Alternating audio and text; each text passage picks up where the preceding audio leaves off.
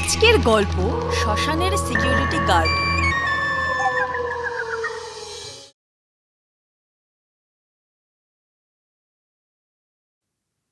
আগের পর্বে আমরা দেখেছি বণিক পরিবারের ওপর এই পুতলি ওঝা লুট চালাতে শুরু করে। ডাকাত ভূত লুকিয়ে লুকিয়ে সবটা দেখছিল।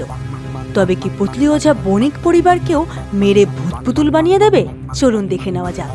ভিডিওটি শেষ পর্যন্ত দেখবেন, কারণ শেষে রয়েছে একটি প্রশ্ন। খুব ভালো অভিজ্ঞতার জন্য হেডফোন ব্যবহার করুন। 21তম পর্ব।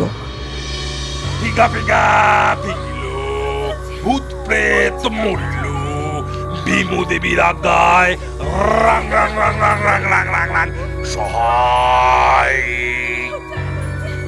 মহারাজ অনবরত মন্ত্রপাঠ ও নাচ চলতে থাকে, সাথে দম বন্ধ করা ধোঁয়া। এসবেরই মাঝে ওঝার ঝোলা থেকে বের হয় পুতুল ভূতেরা। তারপর একে একে সবাই এক এক জায়গায় ছিটিয়ে পড়ে মহারাজ। তারা গন্ধ শুকে প্রথমে বিছানার তোষকের তলায় পায় টাকা। আরেক পুতুল আবার আলমারি ভেদ করে আলমারির ভেতরে আগুন জ্বালিয়ে বার করে কিছু গয়না আর মুনিমুক্তা।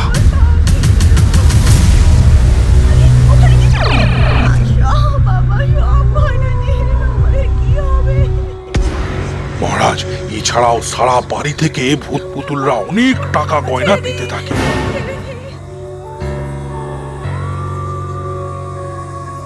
আমিও লুকিয়ে লুকিয়ে সবটা দেখতে থাকি মহারাজ। টানা 20 মিনিট ভূত পুতুলদের লুটের পর লুট করা গয়না তারা ওই ওঝার হাতে তুলে দিয়ে একে একে আবার ঝোলায় ঢুকে পড়লো মহারাজ। ফিঙ্গা ফিঙ্গা ফিঙ্গিল, ফিঙ্গা ফিঙ্গিল রে, ফিঙ্গা ফিঙ্গা ফিঙ্গিল। আমাকে মিথ্যে বলার ফল ভুগবে সকল।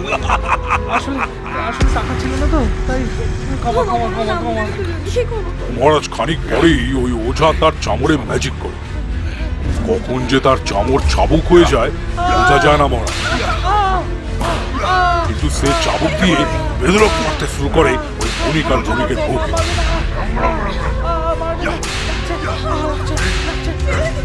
আর তার সাথে ছাই বস্ত্র জুড়ে এক সময় মেরেই ফেলে দুজনকে।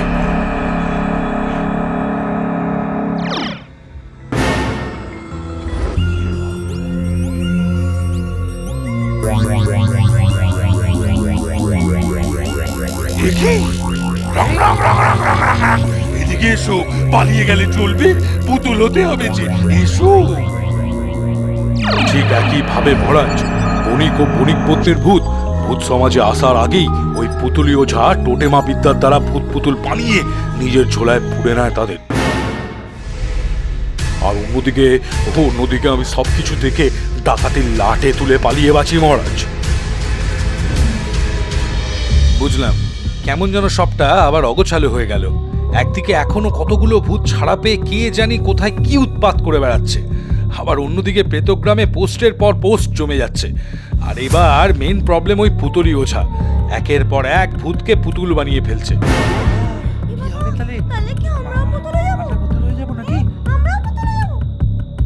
সময় নষ্ট করা যাবে না।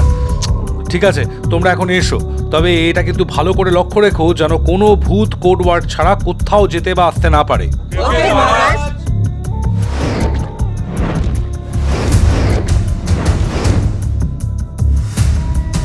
প্রেত স্কোয়াড। এই পুতুলি ওঝার বিষয়টা আমাকে একটু বিশেষ ভাবিয়ে তুলছে। আশা করছি তোমরা সবটাই জানো, তাই তো? রিং, স্ট্রিং আর জিন, সময় এসে গিয়েছে এই পুতুলি ওঝার থেকে মুক্তি পাওয়ানোর। রিংয়ের আকাশ সম শক্তি, স্ট্রিংয়ের সূক্ষ্ম বুদ্ধি আর জিনের ইচ্ছে পূরণের ক্ষমতা। প্রয়োজনে এই সব কয়টি ক্ষমতা দিয়েই ওই ওঝার থেকে ভূতেদের ছাড়াতে হবে। আপাতত জিন, তোমায় মাঠে নামতে হবে, যেহেতু তুমি তোমার শক্তির দ্বারা আকার ও রূপ পরিবর্তন করতে পারো। হুকুম। কোনো হাঙ্গামা নয়, সুচ হয়ে তিলে তিলে ওঝার কাছে থাকা ভূতেদের মুক্ত করো। দেখো কোনোভাবে এটা সম্ভব কিনা। হয়ে যাবে মহারাজ। সূঁচ হয়ে তুমি ঢুকবে আর ফাল হয়ে আমরা বেরোবো। এখনই কাজে লেগে পড়ো, যাও। আমি তৈরি মহারাজ। তবে মনে রাখবে পুতলি ওঝা কিন্তু ভীষণ বেয়াদব, যা করবে একদম বুঝে শুনে। আর হিং আর স্ট্রিং, আপাতত তোমরা আমার সিগন্যালের অপেক্ষা করো। ইয়েস মহারাজ। মহারাজের কথা মতো জিন ভূত বেরিয়ে পড়েছে পুতলি ওঝার উদ্দেশ্যে। আর অন্যদিকে পুতলি তখন নেচে নেচে সাধনায় মত্ত। আর তার সামনে বসে আছে গুরুমারা গ্রামের মোড়ল সোম। পিগা পিগা পিগলো, ভূত প্রেত মরলো, ভীমু দেবীর আগায় রাং রাং রাং রাং রাং রাং রাং রাং সহায়। আর বেশিক্ষণের দেরি নয় খগেন। শেষ পুতুল আপনি মহারাজ খগেন।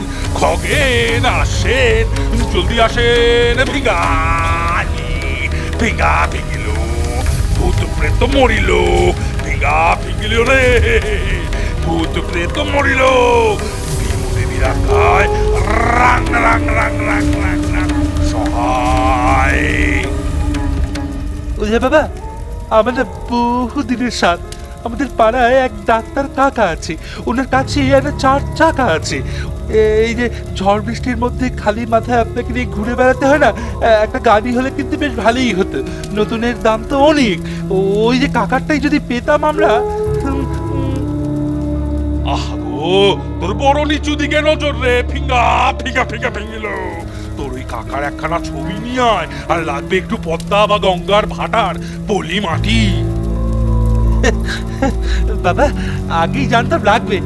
আমি পদ্মার পলি এনেছি, আর ছবিও আছে, এই যে। মোড়ল সোম পুতলি ওঝার সামনে পদ্মার পলিমাটি ও সেই পাড়াতুতো ডাক্তার কাকার ছবি রাখে।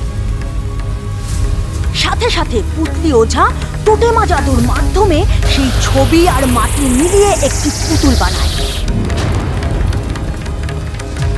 আর তারপর মন্ত্র পড়তে পড়তে সেই পুতুলের গায়ে 1 কোয়া রসুন বাঁধে এবং লাল সুতোয় সূচ ভরে পুতুলের চারিপাশে জড়াতে থাকে।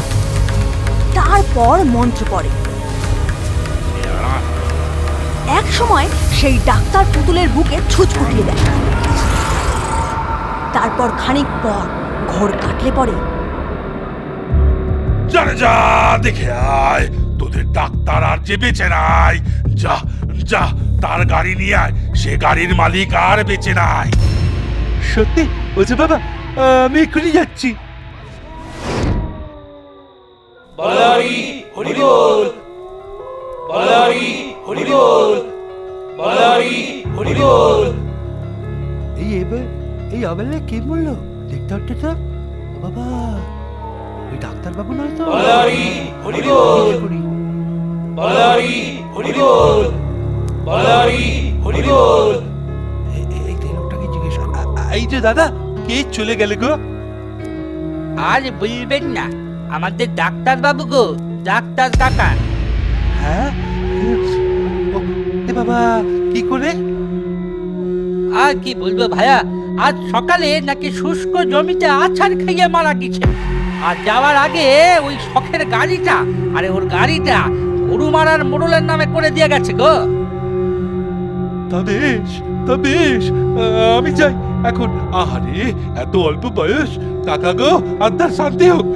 জয় ভীমদেবের জয়, জয় মসিহা পুতলি ওঝার জয়। বোঝাই যাচ্ছে এই পুতলি ওঝার ক্ষমতা সামান্য কোনো ওঝা বা তান্ত্রিকের থেকে অনেক বেশি। অন্যদিকে প্রেত স্কোয়াডের জিন এসে পৌঁছায় পুতলি ওঝার ডেরায়।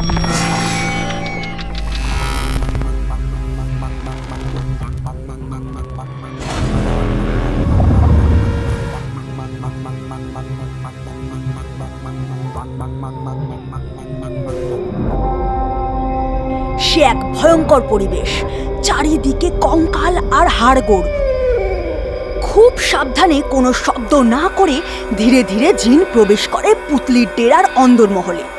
জিন যতই দেখছে ততই অবাক হয়ে যাচ্ছে। কারণ চারিদিকে শুধু মানুষের মতন দেখতে মাটির পুতুল, কোনোটা ছোট কোনোটা আবার বড়। প্রায় সববার গায়ে এক কোয়া রসুন লাল সুতো বাঁধা আর সূচ ফোটানো। কোনো কোনো পুতুলের চোখে, কারোর বুকে, কারোর পায়ে, কারোর হাতে।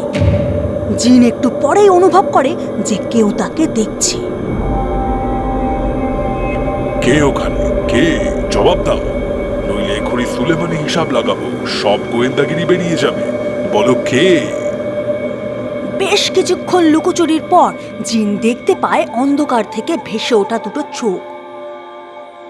চোখ তো শুধু চোখ নয়, যেন মহাবিশ্বের সব আগুন সেই চোখে জ্বলছে। এখানে কি পুতুল হতে এসেছো?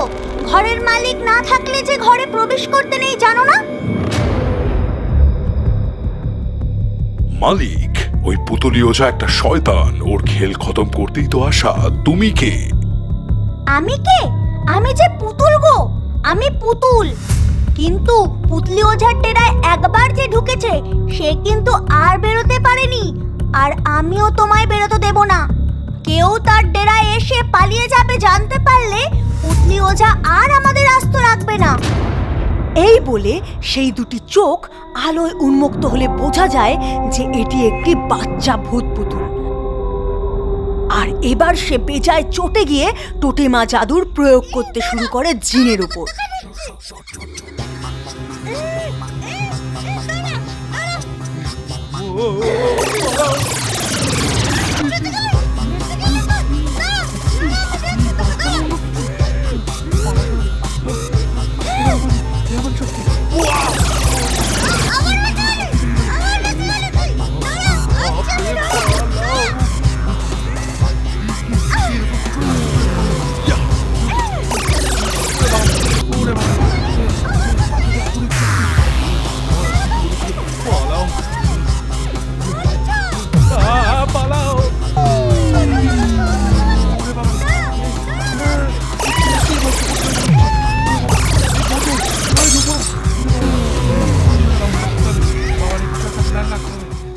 বেশ খানিকক্ষণ ধরে এই যুদ্ধ চলার পরেই এক সময় জিন পালিয়ে বাচ্চা ভূত পুতুলের পেছনে এসে রহমানি ফু দেয়। ও ধীরে ধীরে বাচ্চা ভূত পুতুল জ্ঞান হারায়। যদি একটা বাচ্চা ভূত পুতুলের জাদুতে এত শক্তি থাকতে পারে, তবে বড় ভূত পুতুলগুলো যে কি করবে কে জানে। পুতুলি ওঝার অন্দরমহলে চারিদিকে সবকিছু ভেঙে চুরে তছনছ হয়ে রয়েছে। জিন ম্যাজিক করে সব ঠিক করতেই যাবে, তখনই গাড়ির হর্ন বাজে।